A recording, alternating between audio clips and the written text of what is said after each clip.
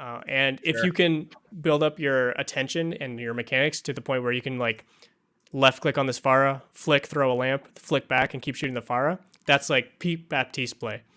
I don't know, I'll give you a quick update, I guess. I've been going through, I played a whole bunch this past couple weeks, and then the patch happened, which wiped out any of the mode. Truly unfortunate. Anyway, but I kind of dropped, I think I might have told you this before, but I dropped down to 31 something, climbed back up to 34, then I dropped back to 32, and I think I just finished my placements this weekend, plopped me like right smack in the middle of diamond at like 250. So that's what I am now. I am a mid-level diamond player. How do you feel about your play since our last session? Is there anything you feel stronger in, weaker in?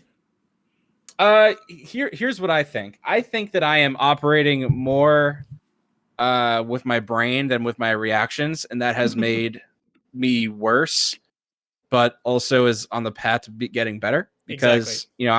I'm not just reacting to everything the way I am, like taking those extra cycles to think, and that's what can kind of put me in. That's I'm not making the decisions fast enough, or I'm not making the right ones, or I'm not like thinking about it enough. And it's slowed me down to the point, where I'm trying to make those decisions.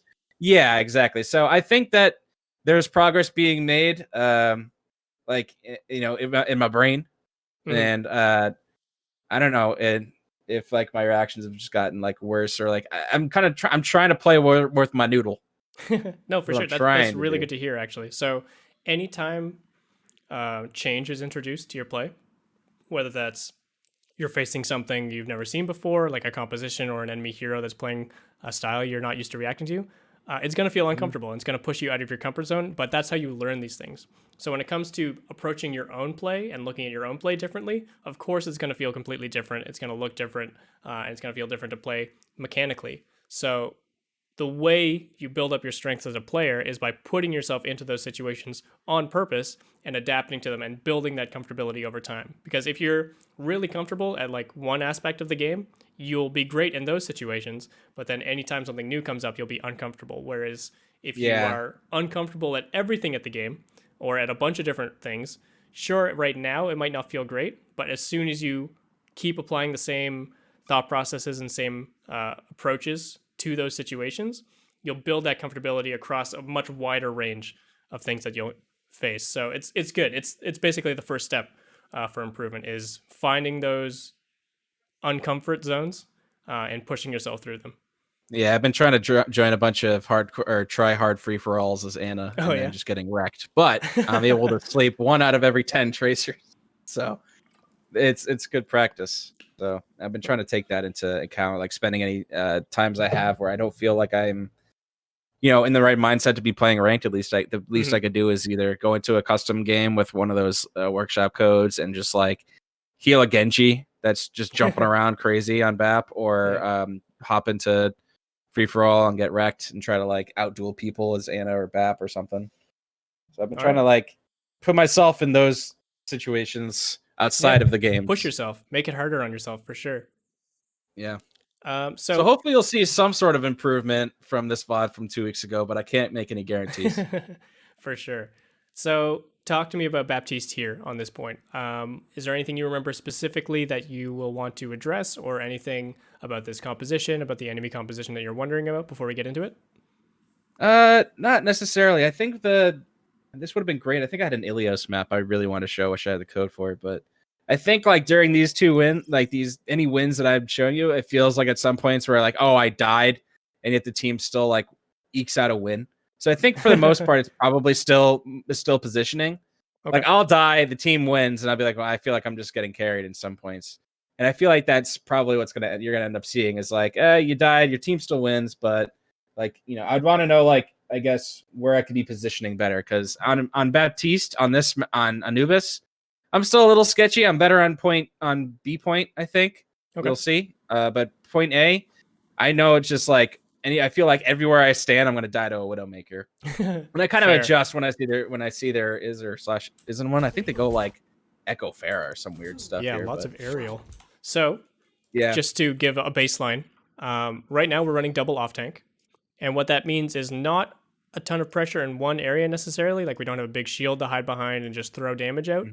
but it usually means more coverage on the map. So like Hog can be watching one flank, Sigma can be watching main or something like that at the same time. What that means for you as Baptiste is you'll need to be keeping an eye on both of them a little bit separately, making sure that both of them are safely holding their space. But it also means you need to play safer yourself because, like I said, there's not an anchor for you to rotate around. You're going to need to be moving around very fluidly.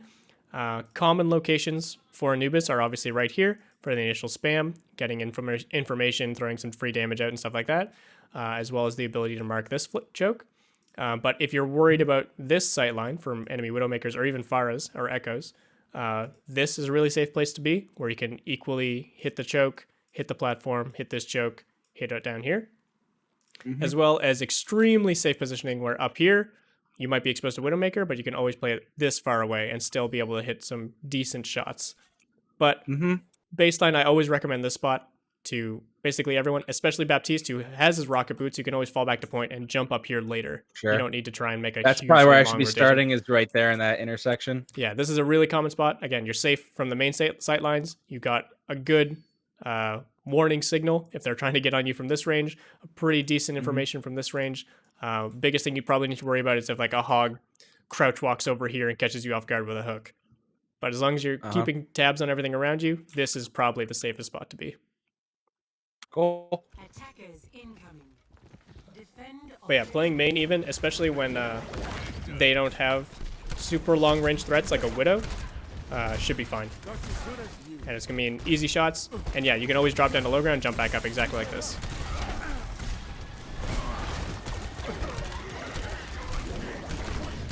At this point, I think I'm just like trying to find stuff to spam. Yeah, I think the damage you're putting on is really good, actually. Your team committed a bit early, I would say. There was no reason to really fight when they have two tanks on the ground down here. But you did a good job playing safe distance. You were basically as close as you could have been without without taking pressure yourself. So that was good. Repositioning up here, mid-fight. Again, there's no Widow to worry about, so this positioning is fine. Your biggest threat right now will be if Echo decides to shift up and use their sticky bombs on you. But yeah, between you and your Ana, you're playing separate but within each other's range, and you're covering a lot of good space. So I'm happy with this so far. Weaving in your damage, good.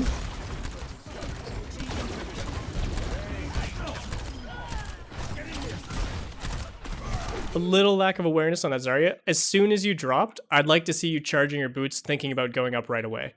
And sort of juking people vertically.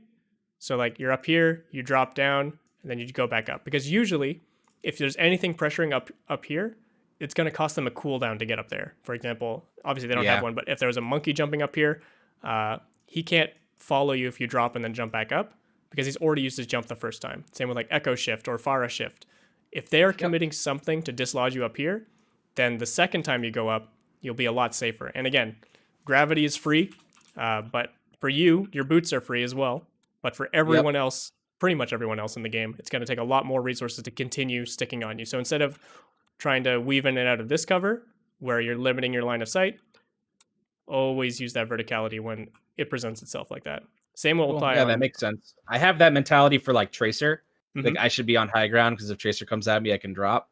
For sure. But I don't have the mindset for Baptiste where I can think oppositely, like I can go back up. There's another great example on second point too for this platform, where you're free firing on point and on the bridge here. Obviously, long range threats might exist still, but like dropping down, even if it's just to touch the point or help someone like you don't have immediate line of sight in, jump back up, jump back down, jump back up. Just constantly moving, being really annoying, and just being a dancing flea around the enemy team.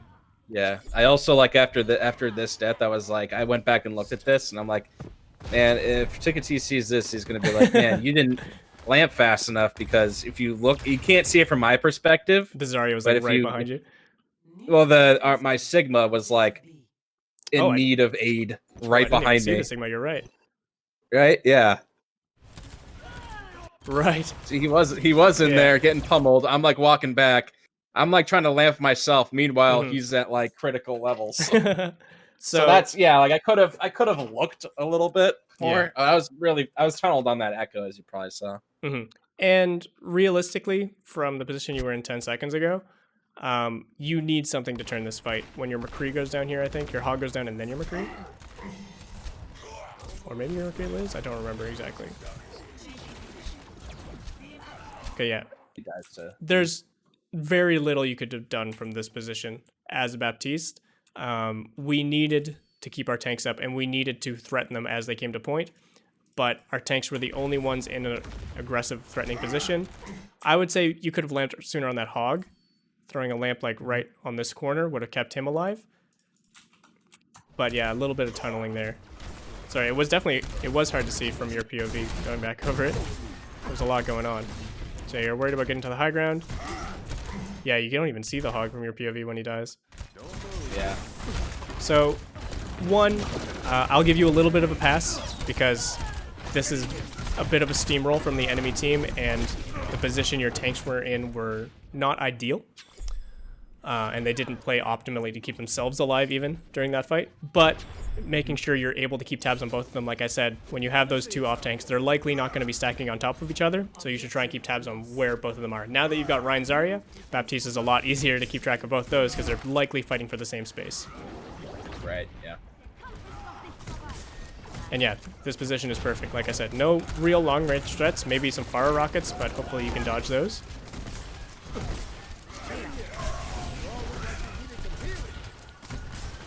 So I actually like this lamp a lot, and this is something that I urge Baptiste players to do more, but they're often too greedy to do, is that when you have an advantage, if we go back, when we find these 2 kills, so 1,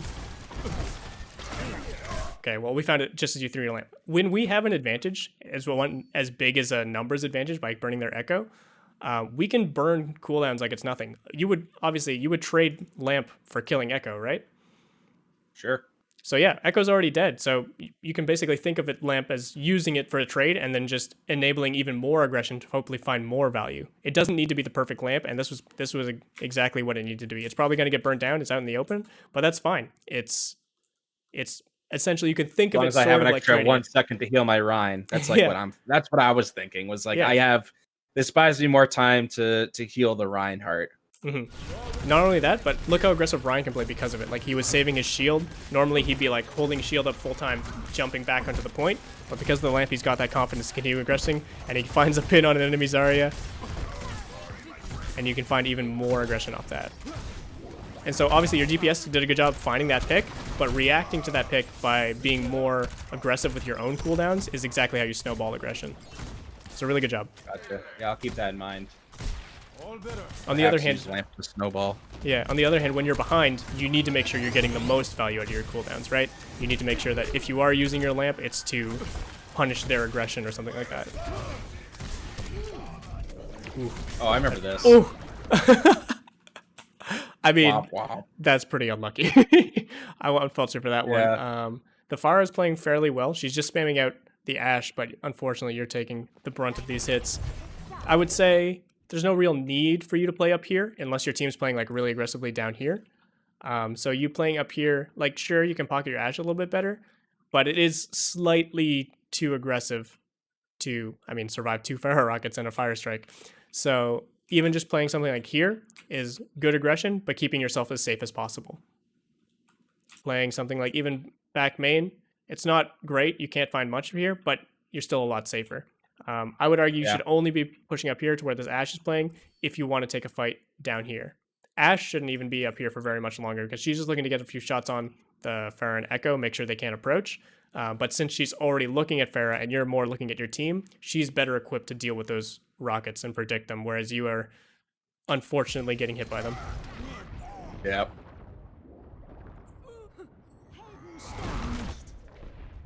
Well, it could be worse.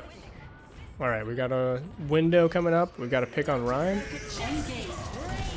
think I remember seeing at this point, if I kill that Pharah, then I don't need the window, I think. So I try to hold it. One thing I would have liked to see. So yes, killing this Pharah was a good choice, but also I think a lamp right here would have been really clutch. Sorry, I should not use yellow on Anubis. A lamp right here. And if you can build up your attention and your mechanics to the point where you can like left click on this Pharah, flick, throw a lamp, flick back and keep shooting the Pharah, that's like peak Baptiste play. And that's like the point you should be pushing yourself to when it comes to mechanics. Obviously, if you're not comfortable doing that and it's going to mess up your aim, don't throw your games because of it. But try to be that sort of jack of all trades where you're not only doing damage, you're also healing and throwing lamps when they're critical. You're also using your other cooldowns at the same time so that you're sort of like weaving in between damage. You're not only doing damage, you're doing damage. I'm trying to and do lamping. that. Yeah. Yeah, I think I'm doing it a little more than I was a couple weeks ago, but it's still definitely a work in progress where it's like I'm trying to, I mean, I've always wanted to play the drums, but I can only ever play like one drum at a time. I'm not ambidextrous or anything. So I imagine this is going to be some point. But yeah, had more than enough. Glad to see you saved the window because we had already a huge advantage. What I mentioned about the lamp doesn't obviously apply to ultimate abilities because they're not just on a cooldown. Right.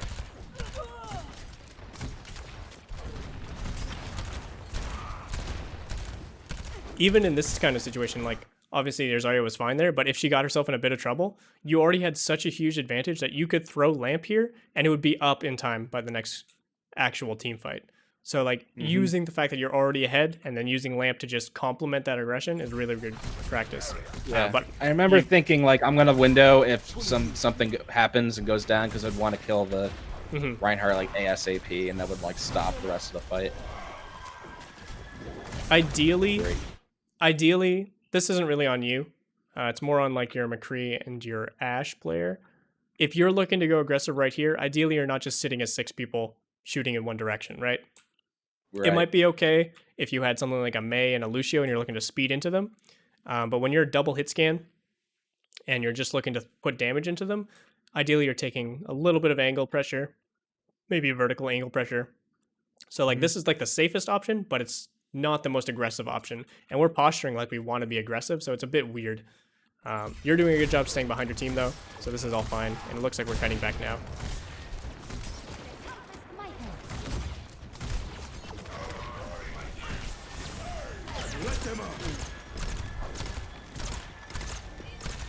So, 2 things about this window. What I want to get your thoughts on it first, but I've got 2 thoughts.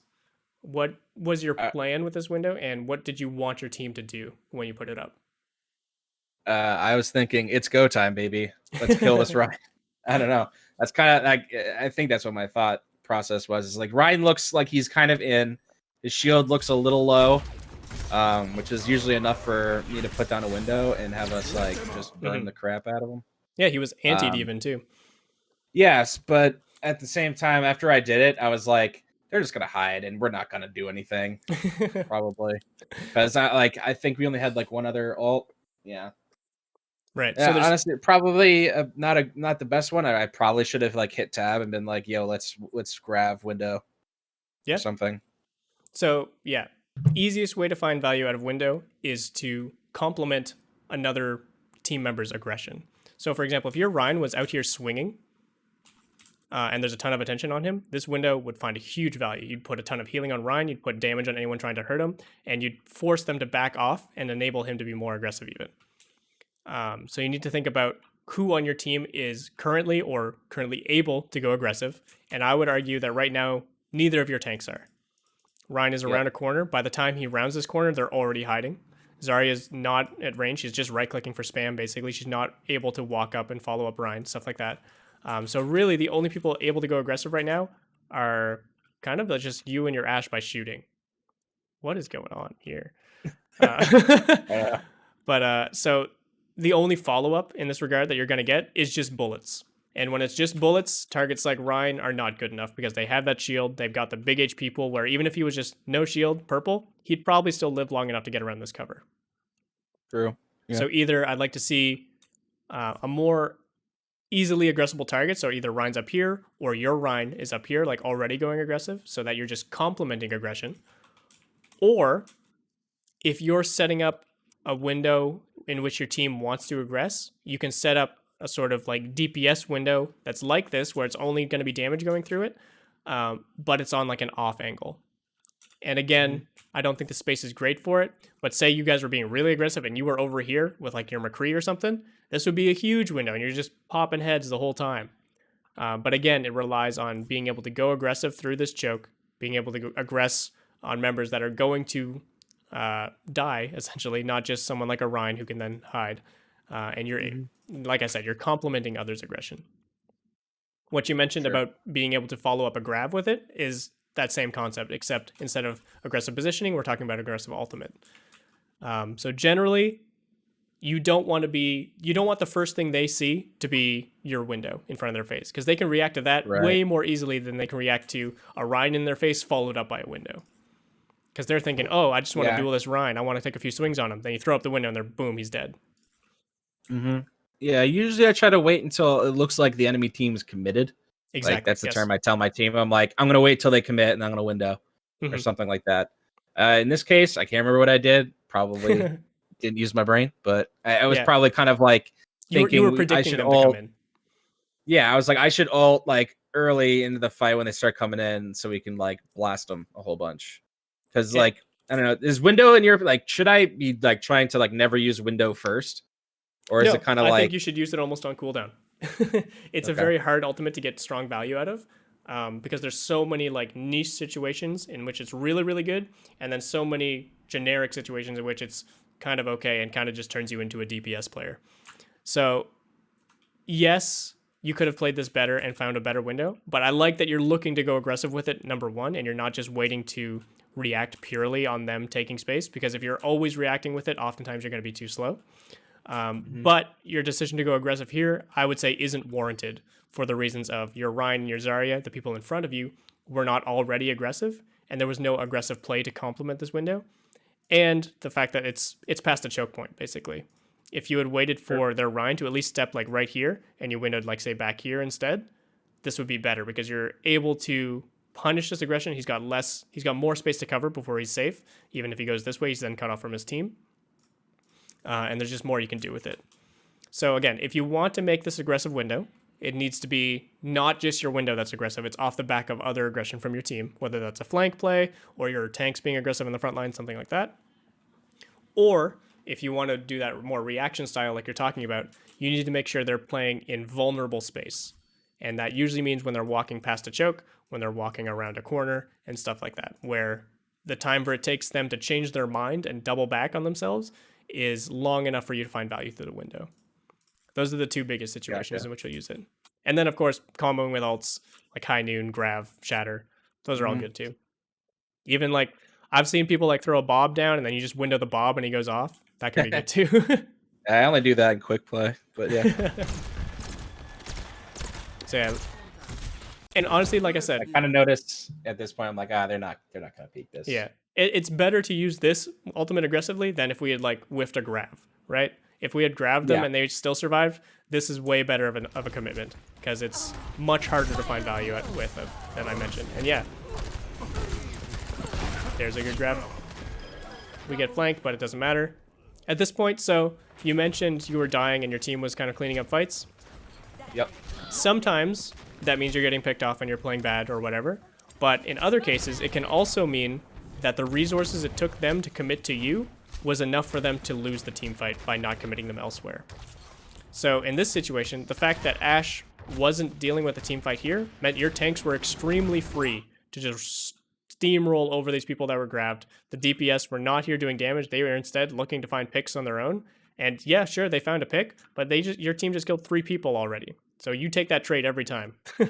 You maybe could have outplayed that a little bit by like jumping up here in the mid fight and healing your tanks like this, and ready to follow them up if they continued the aggression. But in all honesty, like, that flank didn't really mean anything other than a bit of ult charge for the Ashe. So if this is the type of situation you're talking about, don't even sweat it, because the time and the resources it took to punish you meant that the team fight was already won for your team. And this is going to be the case a lot if enemy team's running like dive tanks and you're running a quote-unquote squishy support like Baptiste. Like, if they're committing everything, like if their Winston, Diva, Genji, Tracer are all jumping on you, you're probably going to die to that. But if you're taking out all their movement cooldowns and they've got no way out of the fight after that and your team cleans up, that means you played that well. You took enough of their attention and their resources that the commitment of killing you was enough to punish from the rest of your team. Does that make sense? Makes sense to me. All right.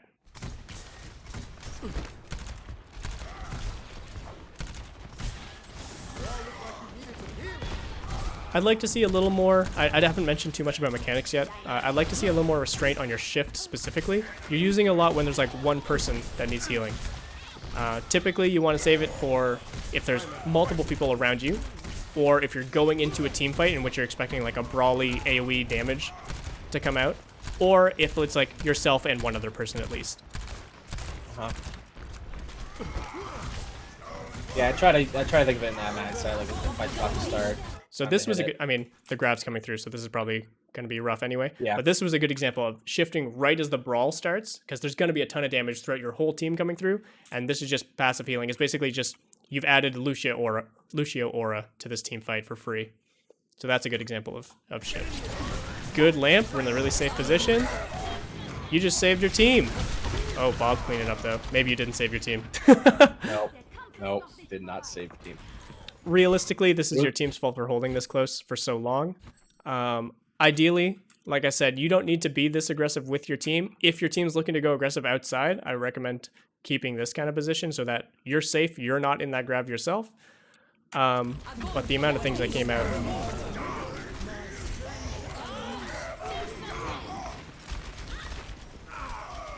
Yeah, not much you could have done to stabilize there. I think your team underestimated how many ults exactly they did have. They just committed 4 between Grav, Shatter, Nano, and Bob. Oh, Valk, sorry, 5 ultimates. The only thing they didn't use is High Noon.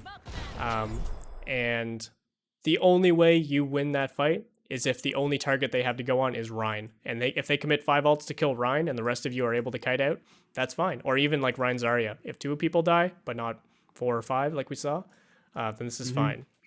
This comes down to more ult economy stuff. I'm not sure how good you are at tracking ults specifically, but typically the way it works... I'm trying to get better.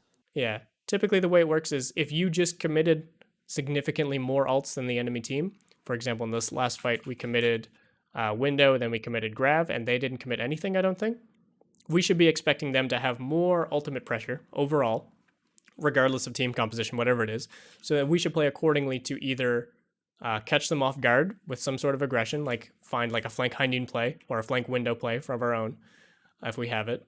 Or we should be playing to absorb ultimates, and that usually means splitting away from your tank line so that your tanks are getting hit by ults like Grav, like Shatter, like Bob, and then you can play it at a distance to heal them up throughout that with Lamp, with your shift, with your right click, and hopefully keep them alive, or if not, keep them alive long enough to force out more ultimates and more resources, so that when they finally do go down, they've sort of used everything at this point, and they've only killed tanks.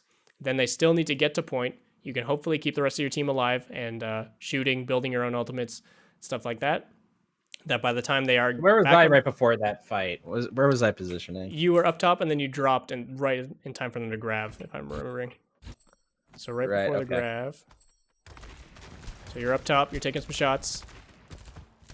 Yeah, and this isn't on you. Like, Ash and McCree, they've got no business here. They're poking right now, but, like, realistically, we should not be this stacked. The fact that we are this stacked means 5 people just got grabbed. That should never happen. Like, even if we didn't know they had grab, this should just never happen. The Nano comes out, the Shatter comes out to try and stabilize. Realistically, our best bet... I really thought I had a good lamp there. It was a really good lamp. They can't even touch it, but they had more. It was great to deny the Grav, but they had more layers, so to speak. They had the Nano Ryan, they had the Bob. And if we wanted to have any chance of holding this point, we would have needed to save Shatter. We would have needed to save Nano. And we would have needed only our tanks to die in this kind of situation. We would have needed like our DPS to stay alive. Maybe we could play to build a High Noon and then punish people that come to point. But now it's kind of like too late. We burned resources trying to stabilize already. Even if you come back and have a huge window here, we're not going to have the bodies on point, I don't think. Let's see.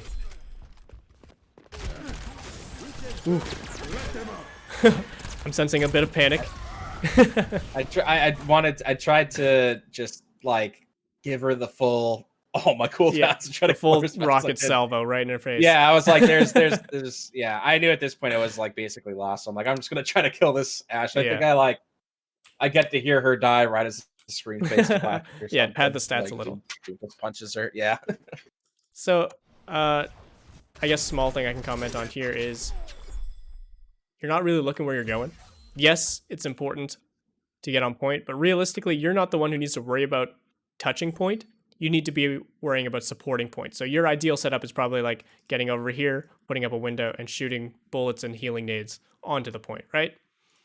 Sure. Yeah. It shouldn't be your job, at least, unless you're playing like Lucio as a support. It shouldn't be your job to touch the point in overtime situations. It should be your job to keep the point alive and help them stabilize once they've cleared a tiny bit of space. So I would have liked to see you, instead of looking, I can see you're looking, you're keeping tight to the corner, trying to round the corner as fast as possible, trying to get them to the point. And you're just slow to react. And yeah. So yeah, I'm not saying you could have done anything here that would have turned the fight. But in these situations, keep that in mind, that it's not your job necessarily to touch the point. It's on fast DPS and fast tanks. You need to stay alive as long as possible and in as good of a position as possible to complement the people on point. I think I was trying to like walk out immediately window point. I think that was what I was about to do, and then an Ash showed up, and then I was like, I'm a killer. Yeah, you did your best. Not much I can say. Well. It was a losing point anyway. Like I said, it all came down to how we handled ultimates at this choke. And at the end of the day, it's just because we got 5-man grabbed. That's all it is. And that should realistically never happen. Is what it is, mate. Now we jump onto the Lucio. I hop around for a bit. All right. So why Lucio on attack? Is it just for the speed?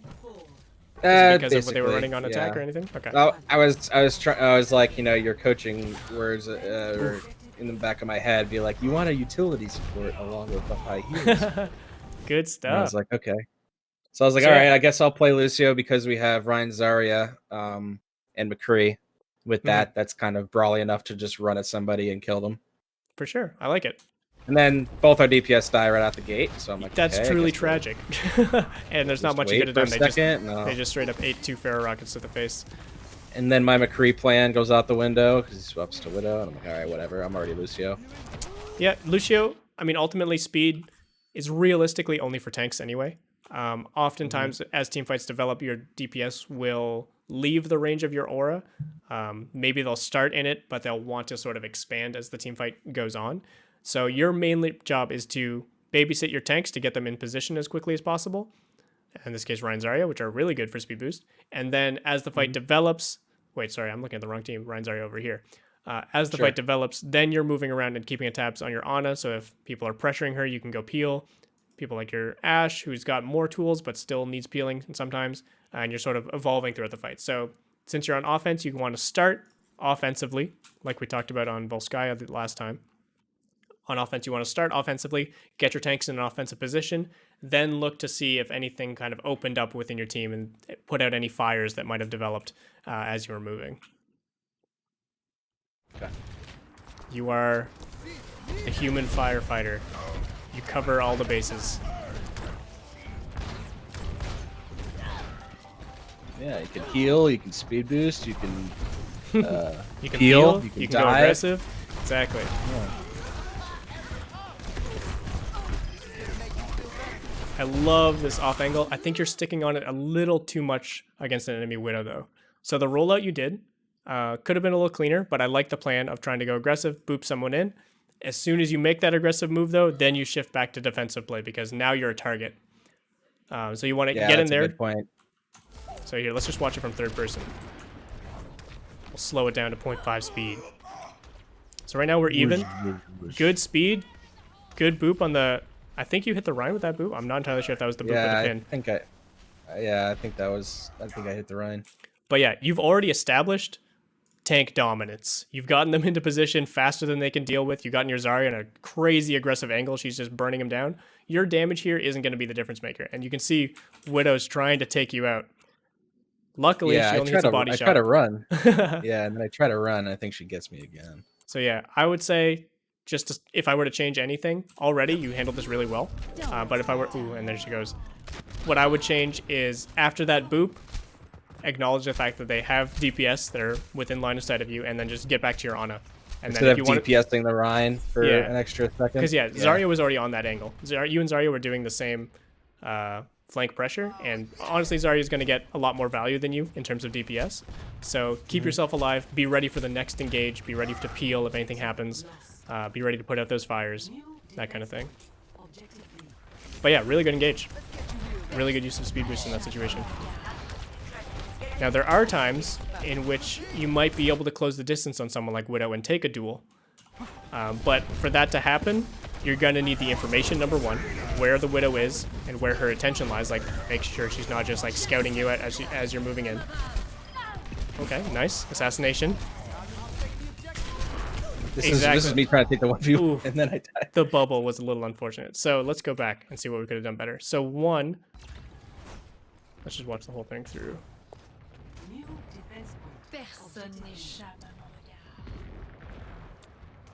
So we knew they had walls going into this fight. So I like that you're staying safe. We commit shatter. We speed in. You're a little low. It's a little scary, but that's okay.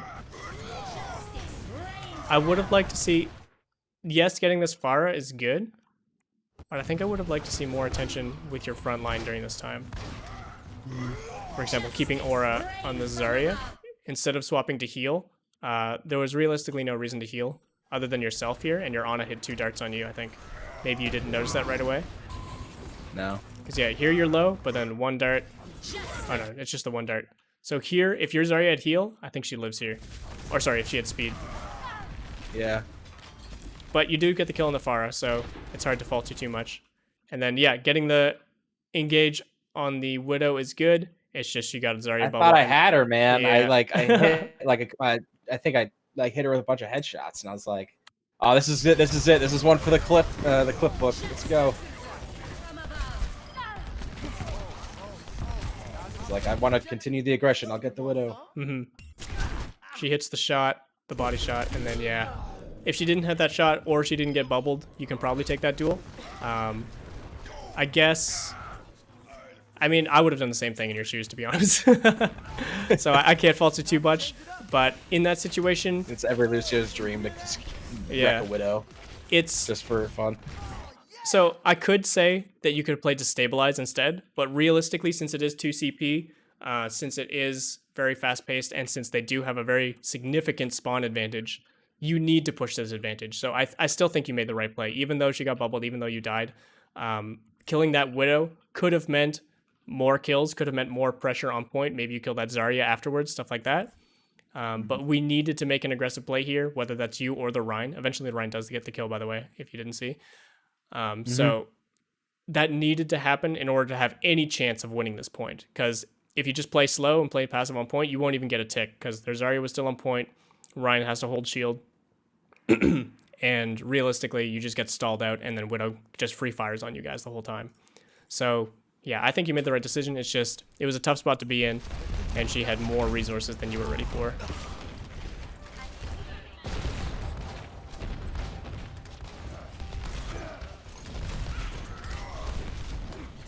I'd like to see you looking to boop more, especially when you hear that Doomfist charging up. You should expect him to be obviously looking for that aggressive punch, right? And then when he's locked in his uppercut animation, that's either a really good time to punish him. Unfortunately, we do not have the space or the heroes to punish him when he punches across this angle. So go for that boop, and he just doesn't get as much damage as he did on your tanks there. Because if you see when he goes in, yeah, let's just move over to the Doomfist. He gets the punch, he gets the E, he gets the uppercut, he almost kills the Zarya. If you hit one more left click, so all that takes is you hearing the punch charge up, moving in, not into range to get punished yourself, but ready to react to him coming in. And then as soon as he goes for that uppercut, just boop him away. So his, or even if he goes for the E, just boop him away so that either the E doesn't land right away or doesn't hit the targets he wanted to, or at the very least, he doesn't get then the follow-up of the uppercut and the left clicks. Because yeah, if your Zarya dies here, that's very dangerous. Luckily, the Rhine shield keeps her alive, though. Gotcha. Small thing, but yeah. Because right now, we're not immediately pulling the trigger. We're still kind of posturing. So you need to be ready to handle those defensive situations. Yeah, I remember in voice saying, let's go right, left, let's go left, and then go left. So I think you're absolutely right to lean left. We have a bit of a weird composition with the double hit scan, where number one, Widow has a very hard time getting in here. And number two, you guys do not thrive with a single angle. You need your DPS to take multiple angles. And ideally, you can do that by your tanks opening up the map. So your tanks either going over here. Yeah, my line of thinking was like, if we go left, then odds are they'll look at us and then Widow can kill somebody. Exactly. Because Widow can then play either main or on the right. And yeah, play somewhere to get kills that isn't along with us on the left side. That's why I was telling them to go left. For sure. And I would say that's the right call. It's just sometimes in solo queue, people have conflicting ideas, and we don't always follow through on our plans. Yeah. Good news is we didn't overcommit ultimates in this situation, and they committed a lot. They committed 3 there. So we're coming up to a fight where we have ultimate advantage. So talk to me about how you think about using beat. Against this kind of a team, I think that like I just want to use it, not necessarily just to use it, but to whenever I see like 2 critical markers on my screen, I feel like that's the time I want to use, especially if those are the tanks. And that like allows us to like lead them in with a false sense of security, because they're gonna see people low as well. That's when I try to use Lucio. Like, unless I'm saving it for like Nano Blade or Grab or something like that. Like in this case, I knew that they just used that, so I think it's hard to remember at the time, but I remember thinking like I'm just gonna use this if I see my tanks get a little, or to continue aggression, or like not in a defensive way. I guess is kind of what I'm getting at. Okay, it's interesting. Most people will say they save it strictly for defensive play, sort of like a trance, and use it only to counter things like Grab or Nano Blade, like you said. But it's good to hear that you are looking to be flexible with it, looking to use it aggressively, similar to what we were talking about when it comes to Baptiste Lamp. You can use it almost like the same way. I feel like when you're on attack. I started Overwatch like basically only playing Zarya, so I feel like I have to use my cooldowns to be aggressive. I think it's just everything I do, it has to be aggressive and not defensive, which kind of makes me bad at support. So you need to find that balance, as with anything. Like you can't only play defensive, you can't only play aggressive. So in this situation in particular, I'd like to highlight the fact that they just used Grav and Shatter, your 2 biggest potential counters. Sure, Barrage and Doomfist ult are counterable by beat, but realistically, if Barrage is coming out, you probably don't have time to react with beat. And if Doomfist ult is coming out, hopefully your team is smart enough to react within to the range and LOS to hit the person if Anna's about to get stomped. Yeah, exactly. You can speed, and it'll be a hard thing to cover predictively, because you'll kind of need to do it before he actually commits, and then he can just not commit if you do it, and it kind of just wastes the beat. So in this situation in particular, what I would like to see you do is beat really aggressively, and with the intention of not necessarily netting kills, but setting up your front line and then setting up a good grab. So what that's going to look like on paper, at least, is even from main choke, if your team's too stubborn to go anywhere else, you can just say, I'm beating aggressively as soon as your Rhine is within range of the enemy Rhine. You can just say, go aggressive, and then beat him before his health bars get low. You don't need to heal anyone with beat. It's not like Transcendence, where you need to get them low before it actually does anything. The beat will always do the same amount of shields no matter what, so making sure your team is ready to go aggressive, calling that aggression, and then as soon as your Rhine like starts swinging and you're going in, you beat, you speed boost, and you just try to roll over them. And again, this isn't to win the fight, it's to set up future ultimates. You can then pair this with Nano if you want even further aggression, or you can Nano after, or you can Nano first and then beat to continue aggression, like you said. But the biggest thing when you're using beat aggressively is that you're sort of layering. It's not the fight winner. If it's denying something like a Grav, sometimes it can be the fight winner because you're just completely shutting down their win condition. But whenever you're using aggressively, it's rarely the fight winner. It's either complementing something else. Like I said, it's complementing a aggressive nano play, then you follow up with even more with a beat, in which case it's a fight closer. Or it's setting up an aggressive play itself, like it's the first step, and then you set up an aggressive Grav or something like that, or aggressive Shatter off that. And it just opens the fight a lot more. Oh, gotcha. So using it offensively, definitely very good, but make sure you have that intent behind it. Make sure you are planning something to either follow up from or follow up to, if that makes sense. Gotcha. Okay. See, in my mind, it's just use beat, not for specific purpose. In my mind. So yeah, biggest checklist is: do you need to counter anything? You already know this. Do they have Nano Blade? No. They don't have Nano. They have Barrage, like I said, very hard ultimate to counter with anything, unless you're Diva or something like that. They don't have Grav. They don't have Shatter. We just saw them using both of those. So there's nothing immediately you need to counter, and your team has a strong ultimate advantage. Use your ultimate to set up other ultimates or complement other ultimates to just steamroll the enemy team and take so much space and so much pressure off your team by just having them at double their normal HP. It's a very hard ultimate to use. And even at pro level play, like when trying to use beats aggressively, they often just get kited out. So it's not as like hard to use as like Baptiste, for example. But we should be using it aggressively, and we should be looking for faster ways into the fight in this kind of situation. Because right now, any trades we take is going to favor the defenders. Even if we trade like 2 people and we kill 5 of them, they're still going to have an advantage because of the spawns. It's crazy. Yeah. Definitely. I think I remember just like us walking in and getting half of a fight. And I come back and everyone's ready. So I beat just because the Zarya was low. I'm actually really surprised the team won this. I want to go back. I know, right? This might be the situation you're talking about, where your team just kind of wins. So let's see what went wrong. First of all, we weren't ready for the Doom engage. So we're down 1 right now. We're even right now, but they're defenders. They should have advantage. Orion pins into point. He gets nanoed. We grab. The grab on 3 in the back, and then Grab realistically didn't do anything. So like all red team needed to do here was just not everyone die. And then the Rhine died, the Zarya died. The Pharah's about to die. Or not. The Mercy dies. Now the Pharah dies. So like if that Rhine and the Zarya just backed off, gave you guys the point, gave up 2 ticks, they would have 6 people against 4 coming back in. And by then you'd be back with beat, but it might not have been enough. By then your Rhine might have Shatter, but it might not have been enough. So you guys played well, and you definitely punished the people who were open to being punished, but this is more on red team not playing 2CP properly on defense, I guess. And yeah, you didn't get a chance to use your beat because obviously we died during the opening rotation.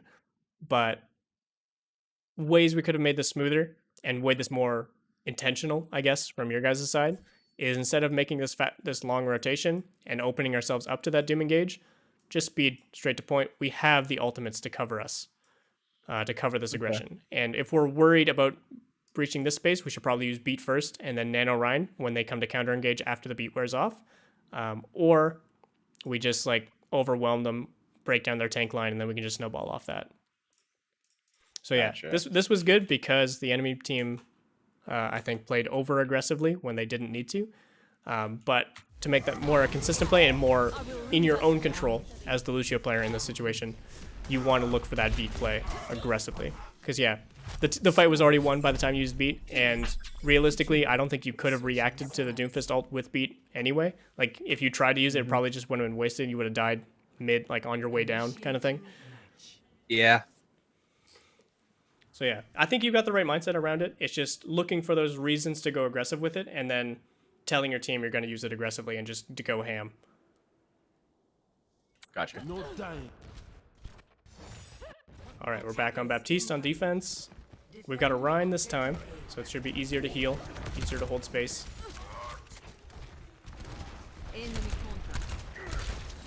Where you're leaning right now, this is really good for a main fight and if they have snipers, but you need to be really quick to react if they rotate here. Because even if you're like stuck around these pillars, it's really hard to deal with enemy tanks walking this way and like a Hanzo or Widow up here if you're stuck on this platform. Even if you're using these pillars, there's still lots of damage coming through.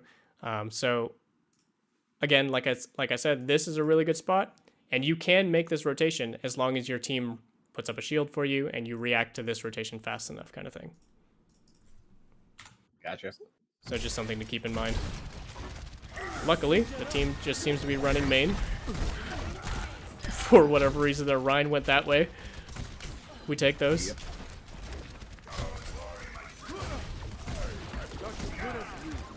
I'm not sure if you know they have a Hanzo at this point. We haven't really seen him. Okay, there he is. Now you know.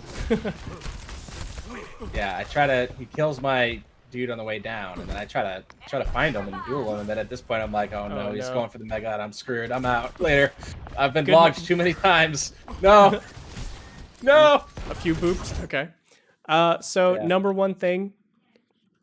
I mean, I think you played this properly. Anxiety showing up. I can't kill the Hanzo. I mean, he bursted your soldier down. Even if you hit a right click on him, I think your soldier dies there. And then, yeah, you made the right call, and good knowledge to know there's a mega there that he's going to get. Oh, and now your Ash is going in. Oh, yeah, kill him. Nice. Yeah, good job not committing to that duel. Only thing I could have said is, since you, again, had an advantage, you killed the Rhine, don't be afraid to use that lamp for the duel for your soldier. He probably should have won that duel anyway with the amount of damage and healing he was getting.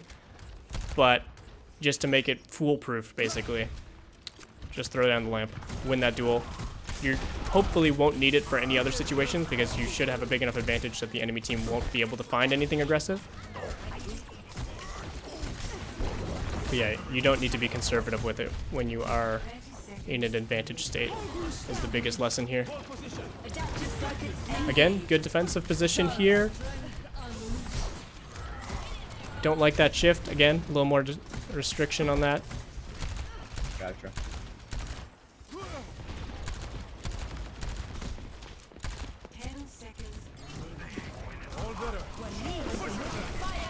Oof. He just swerves right past it.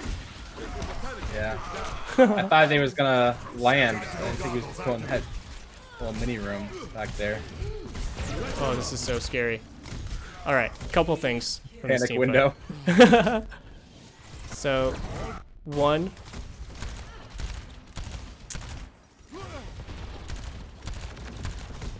Sorry, I went too far back. One, I think this lamp was good. I think you were expecting to hit this wall. But when you turn and you put your back to the enemy to tunnel in this Rhine here, it becomes very dangerous. Both you and Ana do this. And it's a little safe because of the lamp anyway.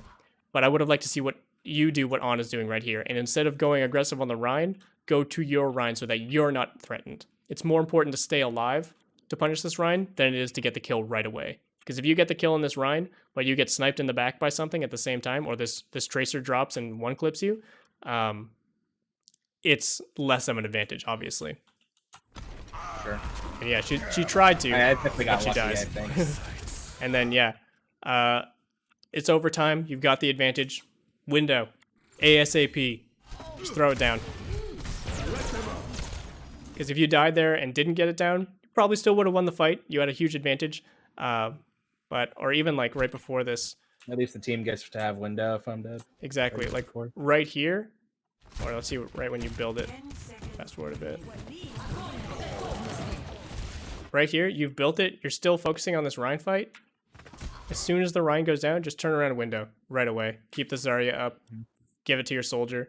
I'd put it like right across point like this so that even if the fight develops, you've still got like the option of turning around and shooting this way as well as this way as people are approaching kind of thing. Like I said, this fight, it doesn't matter. In a closer fight, it might. Yeah. And yeah, that again comes down Really to 2 HP. Comes down to knowing this is the only fight you need to win, and knowing that you already had the advantage. You're not looking to counter anything. You're not looking to make a huge play with it. You're just looking to get those resources out there to give your team an easier time of winning. If there was still like 2 minutes on the clock, obviously you probably don't want a window there. If there was still like big ultimates or still like a very even fight back and forth, and you're in that position, you probably don't want a window right away. You want to try and line it up for something good. But in that situation specifically, because of the way it went back and forth, and way more in your team's favor, just throw it out there. It doesn't need to be big value. Even if you shoot one bullet through it, it's something. All right, back on attack. And we're keeping the Baptiste. No more Lucio. Yeah, I can't remember. I guess so.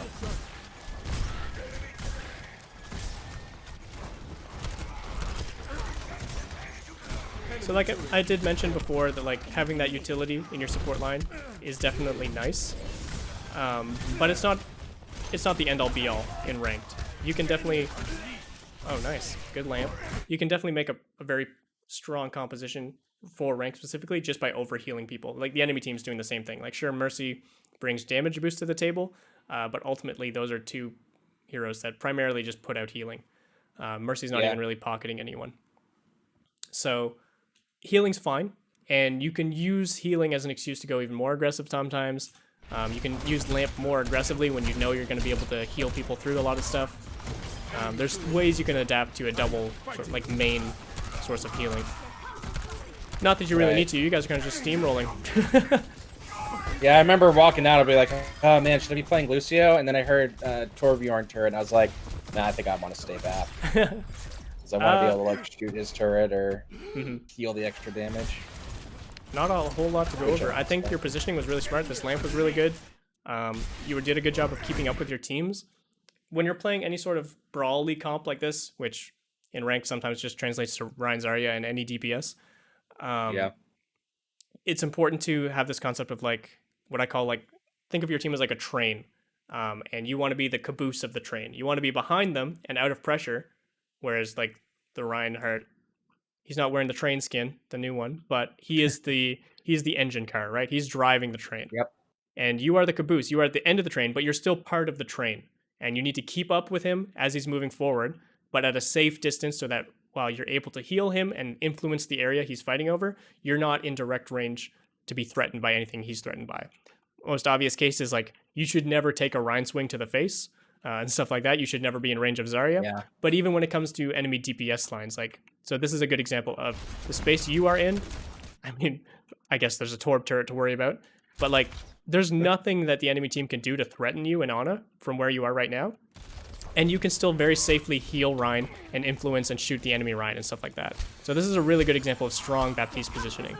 And then as soon as you see you have the advantage, I mean, it's not always going to be this exaggerated, of course, but even if it was like a small advantage, like breaking Rhine shield, you can make these aggressive moves because the rest of the team, the enemy team, has to fall back into corridors, into out of LOS so that you can continue influencing where Rhine's playing, and you can get a better wide line of sight yourself, influence more, do more damage, do more healing, all that kind of stuff.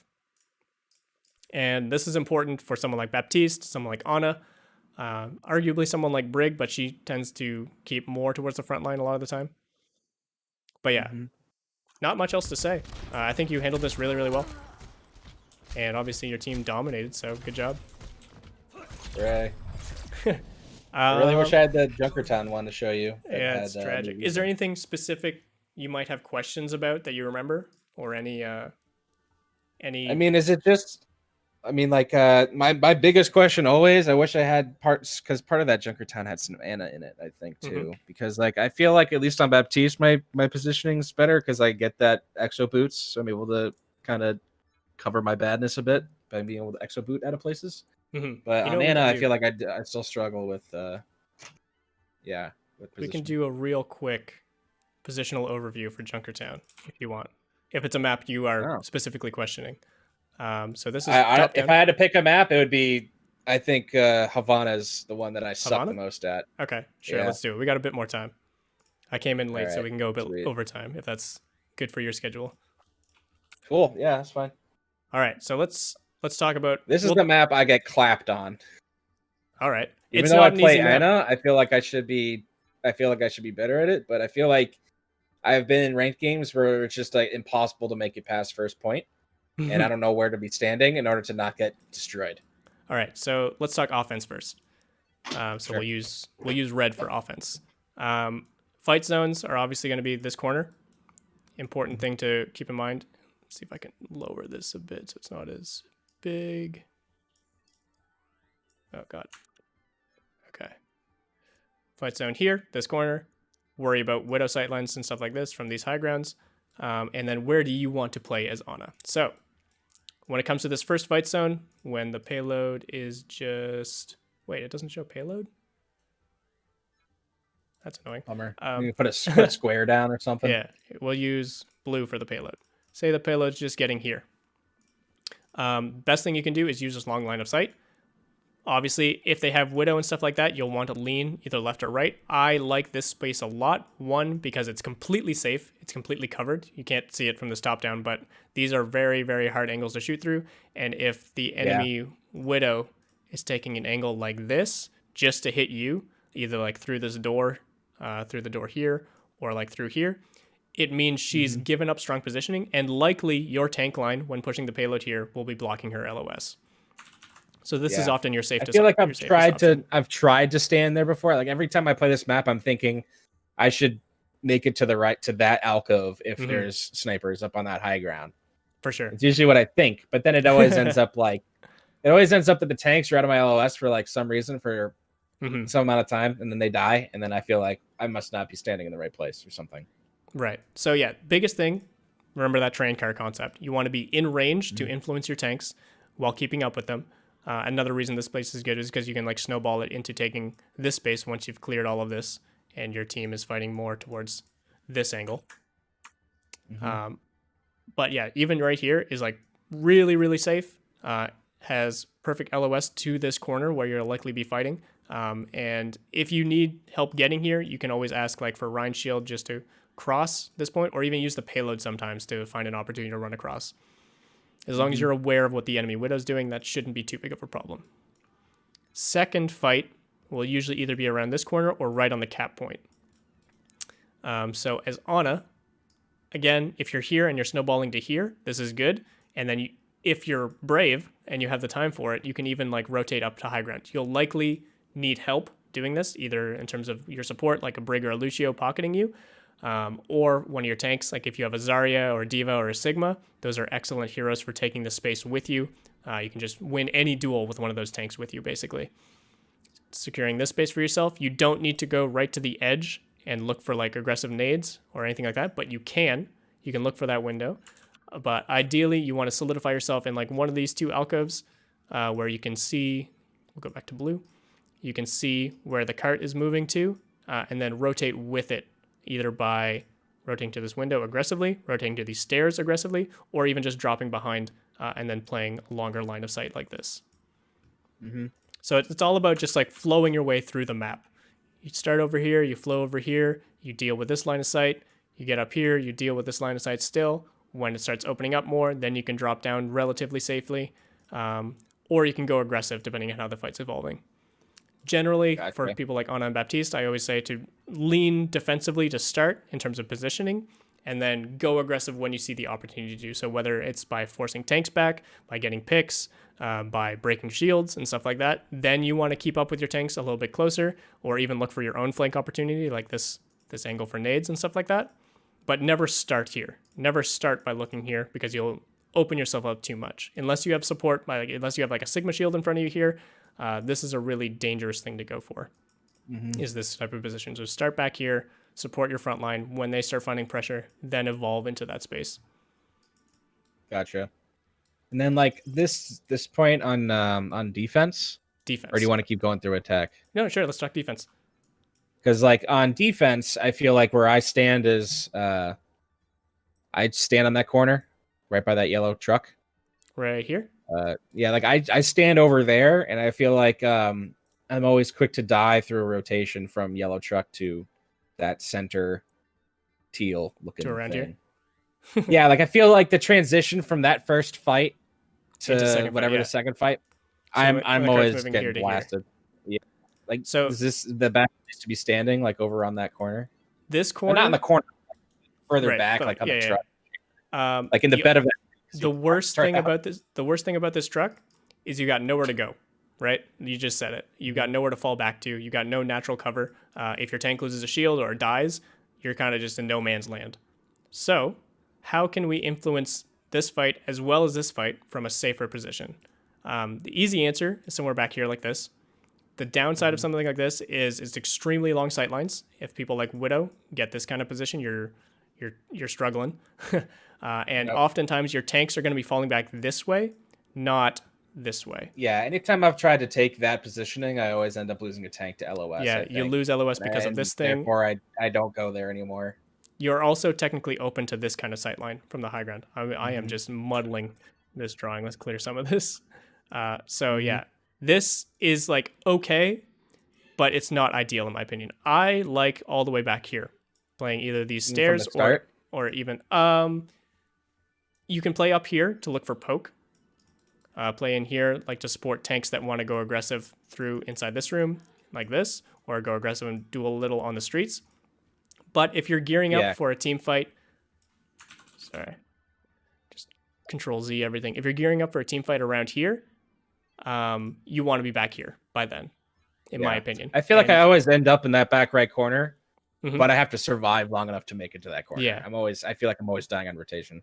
So yeah, the downside of being this far back is you can't look for anything aggressive. If you wanted to look for like aggressive anti-nades, I would recommend trying to get this high ground. But again, there's so many open sight lines. There's the potential for people like Diva to just fly at you and stuff like that. So to be aggressive, you can play up here. And again, look for anti-nades here, look for sleep darts here. But you probably don't want to stay up here for very long, especially if you got no support, no Sigma, no DPS with you.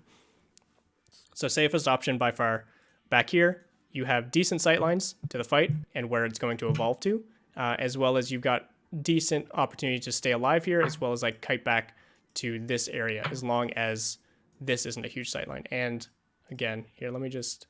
Is there just one health pack there? Like, is there a mini in that right area? We can show them. Oh. And there there's actually not. Wait, am I wrong? Am I crazy? I thought there was a mini here. Trying to think back. I could have sworn. I'm thinking if there is one, but let's load into a game because I think you're right. Oops. It's usually when I'm like trying to think of spots to sit in as a healer. Minis are nice. I want to be by a health pack. And it looks like you've had a decent amount of time in the custom game mode of Overwatch. I could have maybe there used to be either in this room or like right here. I felt like, or like right outside. Maybe somewhere. There is on like a capture the flag map, and it's just like stuck in our brains. No, yeah, there's no mini. I feel like I've gone insane. I feel like there should be one, right? I feel like it's missing one. Oops. So yeah, those are the only two health packs in this point, huh? Is the mega and the mini inside that I never get ever. And the one downstairs down here. So yeah, this sight line is really good for hitting this corner. If you want to be a tiny bit more aggressive, you can hit right here. And you've got lots of natural cover. It's very hard to dive you, that kind of thing. And then moving from here to here is usually pretty safe because of this little teal thing. Because the sight lines that'll threaten you right here often won't hit all of this. Unless they're like up here aggressively, in which case you'll probably just want to hide inside. You can usually make this rotation fairly easily.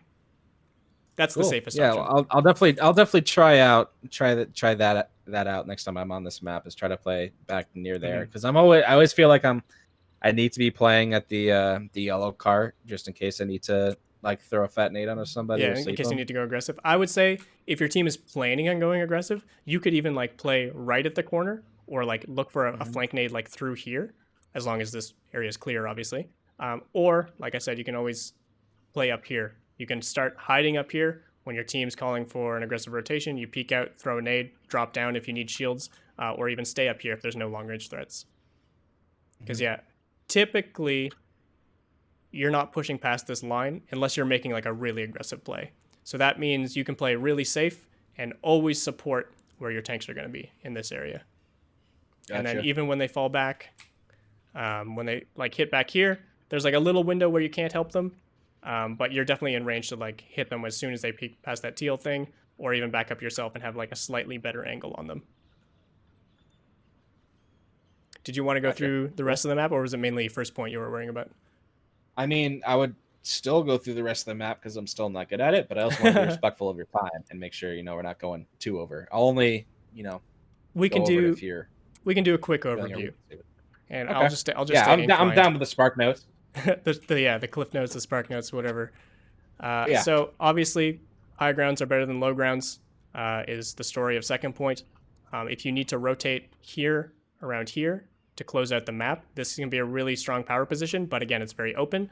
Typically what you'll see is either sticking with the cart and playing like this sort of choke, once you've broken through the initial space, or playing like a tight corner up here, playing behind these canisters to get here, or doubling back over here to close out the second point here. Breaking usually through on attack when I'm this, it's like the tanks are like walking through and then like they're just out of sight. Because I'm like usually on that corner that like right above where you're at right now is where there's a Widowmaker or on top of the two cannon things.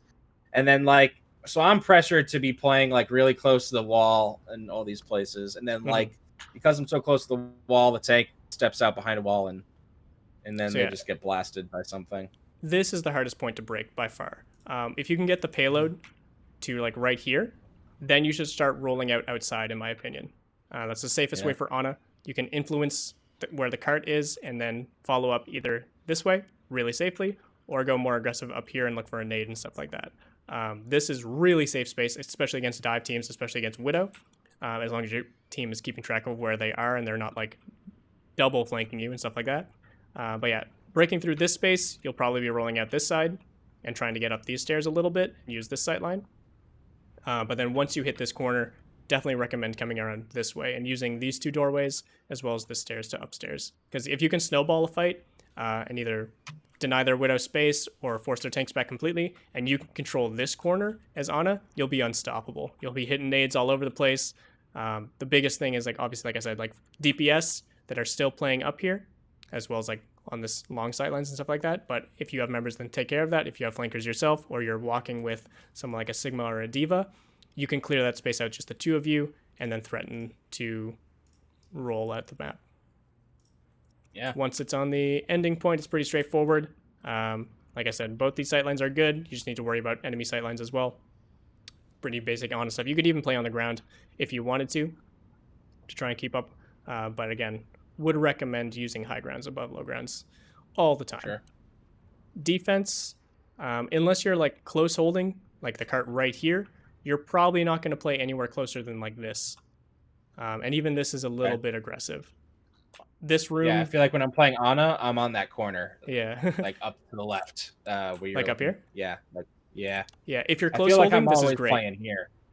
Realistically, no one should be in front of these cans unless you're taking a fight right here, in which case I would call this close holding. Like I said, it's fairly easy to get the cart right here. This is the typical break point. Because if you guys are committing back up here, your backline is going to be vulnerable no matter where you go. The safest option for like deep committals is probably on this side, but rotating over there from your default position, which is usually in this room or sometimes in this window, can take a long time. So ideally, you're talking with your team about how aggressive your fight plan is. If you're going really aggressive, like with a big ult like Grav, you can play in here, look to support it over here, or if they play over here, this is relatively safe as long as your tanks are in the enemy's face kind of thing. But if they're taking any amount of space, like if they're pushing the payload and your tanks are just kind of sitting on the bridge, not doing anything, it means standing up here is going to open yourself up to enemy sight lines. And as soon as your tanks drop to fight on point, you're just going to be a sitting duck. Like if there's an enemy, not even like a Widowmaker, like a Kree or soldier pushing up this way, and your tanks don't fight it and instead opt to drop onto cart, you're dead. There's not much you can do from that point. So yeah, like I said, this is your home. This window's pretty good too, as the cart gets farther, or if you need safer sight lines. This is the safest option at your disposal against stuff like Widow, but it only covers the very end of the point. So trade-offs to all these spots. Third point. Long range. Again, biggest threat is Widow. I feel like I'm okay on this point. For them when I'm playing support, at least, because like the range is kind of dictated by as long as I don't get killed by a Widow, it's kind of like the tank's job. So ideally, point, I feel like isn't super nuts. Yeah. But ideally, there's something on your team that can deal with Widow, so that like you have a Genji that goes on, or you got a Widow yourself, or a Hanzo that's pressuring her out, and you use the times in which she's not peeking to go from cover to cover. Use these cans. Use this. Use this room. Use this little ledge here. But yeah, basically I've been in there many times. Yes. Yeah, this is the go-to spot for a lot of people because it's always here. Once the cart gets here, there's really nothing you can do as a support from a long range support perspective. You can play long range all day back here as Ana and be completely safe from Widow because your tanks will be blocking the only choke that's available to you. Only thing is when you're this far from your team, keep in mind, as the caboose of the train. And they're going to be taking left to right turns up there near the spawn. Yeah, exactly. Like, so if your team's aggressive they're like LOS this, me. if you're all the way back here, one, they're going to LOS you, like you said, and you're vulnerable to stuff like flankers and flanking Widowmakers and stuff like this. If you try to like walk up, this distance is impossible to cross.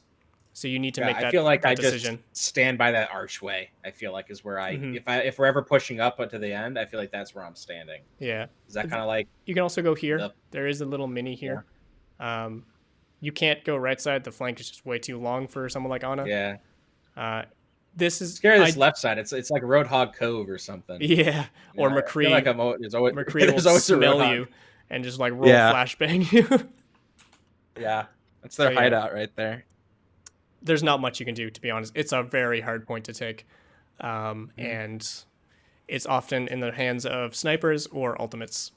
Not often up to your Ana player to break through this space. So as long as you're staying safe, keep in mind it's going to be very hard to keep up with your team. So just let them know they won't have healing if they move around these corners, or try to keep up with them yourself and play a little bit risky at your own demise sometimes.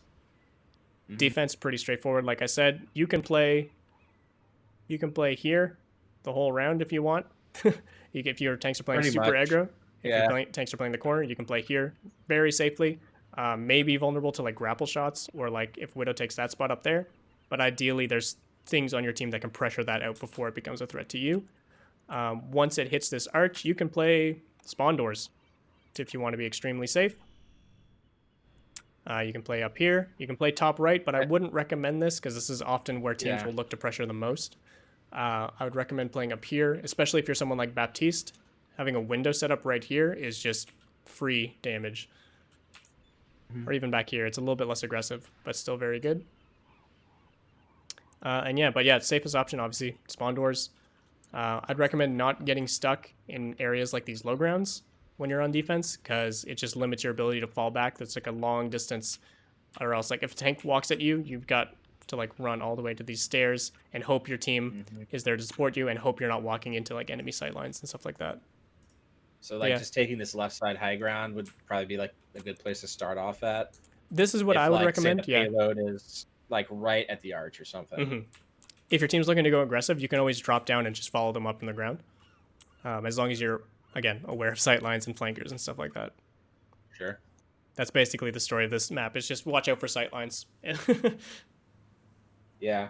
I think that's probably why we got destroyed the last couple times I've been on this map. There's always like a Widowmaker who's like super sweaty, or a soldier who doesn't belong in this rank or something. Like definitely like, spends his time in the upper 4300s just like just laser beaming people to death. Yeah. It's and that's it can be very oppressive when done right, for sure. Yeah. Got held at the doors a couple times. People that knew what they were doing. Yeah. If your team is playing aggressive on the serve point on defense, I guess I could bring up, you can always use this building as well. This, if you notice right now, is covering both the spawn doors. And you can be very, very safe from enemy snipers, especially if they're bringing stuffed in spawn. At the very least, you should get a heads up of when they start peeking from your front line, or from seeing them come out of spawn. They technically can try to get out here. This is a spawn door, right? Unless I'm crazy. I feel like I don't know this map anymore. Right. They can come out to second point and try to get somewhere like here to surprise you. But typically you'll have some sort of heads up for that kind of play. This is a very strong spot. But again, if you lose any sort of pressure up front, you've got all of this no man's land to run through to get to safety. Yeah. Can you like walk out the back of that building or something? Sort of. This is a spawn door, but it that's not connect. Yeah, that's not connected to like that other high ground. You could drop down to avoid snipers and like run all the way, but you'd be away from your team. If your team's still fighting, you're basically just giving up on them. Yeah. Well, cool. Yeah. That's basically that's pretty helpful for Havana. Yeah. This is one of like the newer maps that it isn't new to everybody else, but it's still kind of new to me. Yeah, I gotcha. So I'm trying to learn the map a little bit more now. Oh, that's awesome. So kind of difficult. Hopefully that helps. Yeah, cool. Awesome. All right. I don't want to take up too much more of your time. I know we're like a little bit over time. Yeah, no sweat. I was late, so I'm making up for it. All right, awesome. All right. Well, thank you for booking again. You have my link if you want to book for future sessions. And yeah, good luck in your future games.